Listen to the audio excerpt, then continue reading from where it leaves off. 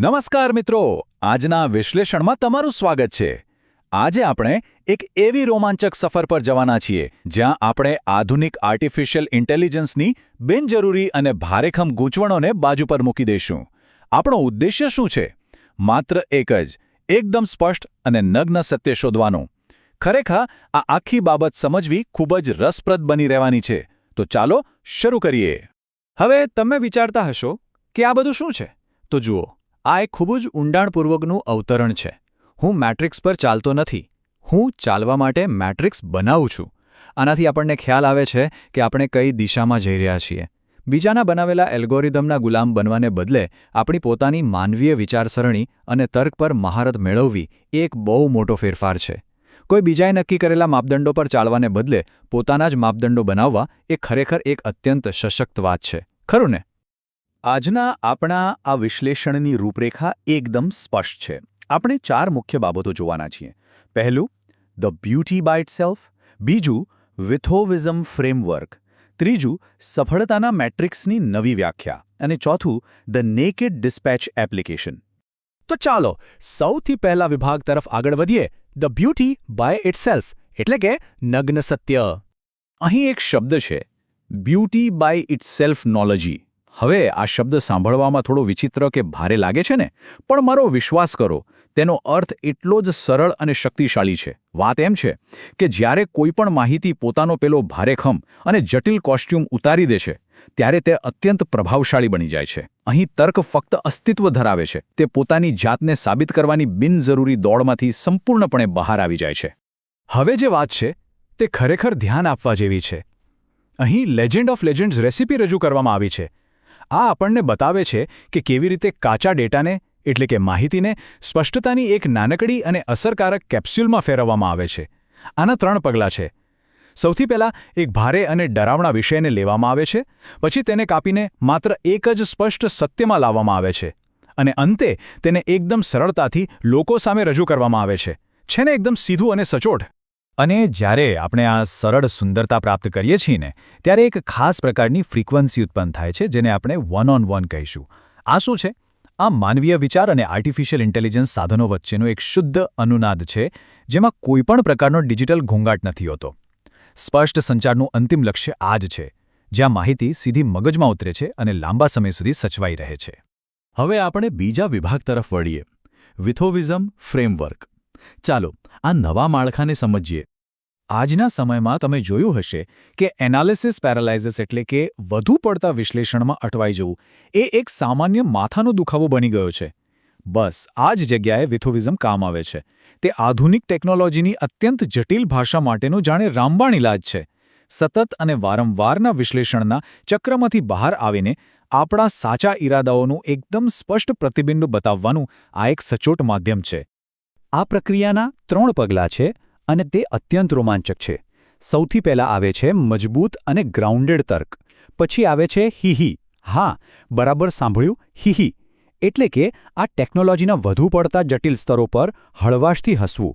કારણ કે ખરેખર વિચારીએ તો તે રમૂજી જ છે કે આપણે કેટલી બધી બિનજરૂરી જટિલતાઓ ઊભી કરી દીધી છે. અને આ હળવાશની બરાબર સામે આવે છે અંતિમ પગલું, હંમેશા ગૌરવ જાળવવું. અહીં આખી પ્રક્રિયા આપણને એક અદ્ભુત અને ગરિમાપૂર્ણ સ્પષ્ટતા તરફ દોરી જાય છે. હવે જ્યારે એઆઈ સાધનો દ્વારા મળતા જવાબોની વાત આવે છે, ત્યારે એક વાત સમજવી ખૂબ જરૂરી છે. આ જવાબો કોઈ અંતિમ સત્ય કે ફાઇનલ પ્રોડક્ટ નથી હોતા. નોટબુક એલએમ જેવા સાધનો તો માત્ર એક કાચી માટી સમાન છે.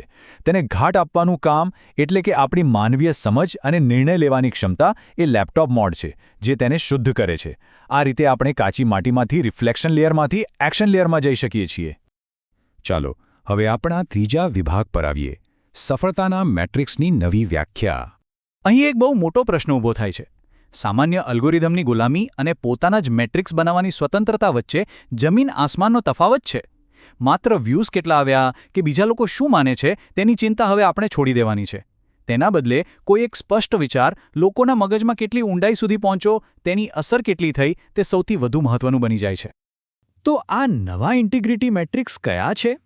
જુઓ, તેમાં ડિજિટલ ઘોંઘાટ કરતાં માનવીય તર્ક અને રમૂજને પ્રાથમિકતા આપવામાં આવી છે. પહેલું, રિટેન્શન મેટ્રિક. શું શરૂ કરેલો વિચાર પૂરો થયો? બીજું, મિરર મેટ્રિક. શું તેનાથી દર્શકની સમજણનો વિકાસ થયો? અને ત્રીજું, હ્યુમિલિટી મેટ્રિક. શું આપણે આ આખી પ્રક્રિયા પર હળવું હસી શક્યા? ખરેખર, આ જ અસલી માપદંડો છે. હવે તમે પૂછશો કે આ બધું શા માટે મહત્વનું છે, તો તેનો સીધો પુરાવો આ આંકડામાં છુપાયેલો છે. 99.9%. આટલી ઊંચી ટકાવારી સાથે લોજિક રિટેન્શન જોવા મળે છે. પેલી વન-ઓન-વન ફ્રીક્વન્સીને જાળવી રાખવાનું આ જ અંતિમ પરિણામ છે. અહીં લોકો કોઈપણ જાતના ભ્રમ વગર પૂરેપૂરો તર્ક ગ્રહણ કરે છે. આ આંકડો પોતાની મેળે જ બધી વાર્તા કહી દે છે, ખરું ને? હવે આપણે અંતિમ અને ચોથા વિભાગ તરફ વળીએ, ધ નેકેડ ડિસ્પેચ એપ્લિકેશન. આ એક તેલુગુ ભાષાની લોજિકલ ઇમ્યુન સિસ્ટમ સ્ક્રિપ્ટનું પહેલું પગથિયું છે, જેમાં પૂછવામાં આવ્યું છે કે શું એઆઈ વર્કશોપ્સ તમને ડરાવી રહી છે? શું કોઈ દબાણ કરી રહ્યું છે કે જો આ નહીં શીખો તો પાછળ રહી જશો? હવે મને કહો, શું આ સાંભળીને અંદરથી એક ડરનો અહેસાસ નથી થતો? અત્યારે ચારે બાજુ એઆઈ વિશે બસ આ જ પ્રકારનો ભય ઊભો કરવામાં આવી રહ્યો છે.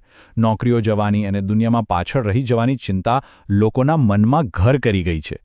પરંતુ પછી આવે છે આ બીજું પગલું, અને આ ખરેખર બહુ મોટી રાહત આપે છે. તે ટેકનોલોજીના આ ડરને જડ મૂળથી દૂર કરી દે છે. સ્પષ્ટ વાત એ છે કે એઆઈ માત્ર એક સાધન છે.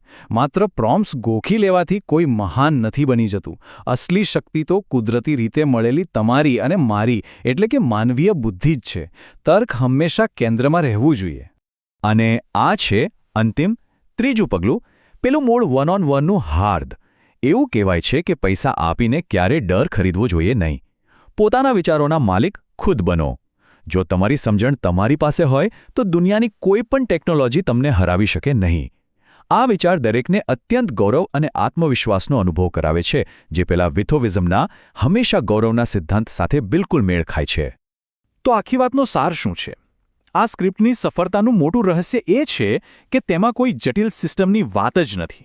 આ સંપૂર્ણપણે સ્પષ્ટ અને નગ્ન છે. તે આપણને ડરથી લઈને ગૌરવ સુધીની એક સીધી સરળ યાત્રા કરાવે છે, અને બસ આ જ ભાવનાત્મક ધરીને કારણે તેનો મૂળ તર્ક 100% યાદ રહી જાય છે. તો અંતે હું તમને એક વિચાર પ્રેરક પ્રશ્ન સાથે છોડી જવા માંગુ છું. શું આપણી આસપાસની માહિતી ખરેખર એટલી સ્પષ્ટ અને નગ્ન છે કે આપણો તર્ક પોતાની મેળે જ બોલી શકે? સ્પષ્ટતાની આ અદ્ભુત શક્તિ વિશે ચોક્કસથી વિચારવા જેવું છે. આજના આ વિશ્લેષણમાં જોડાવા બદલ આભાર.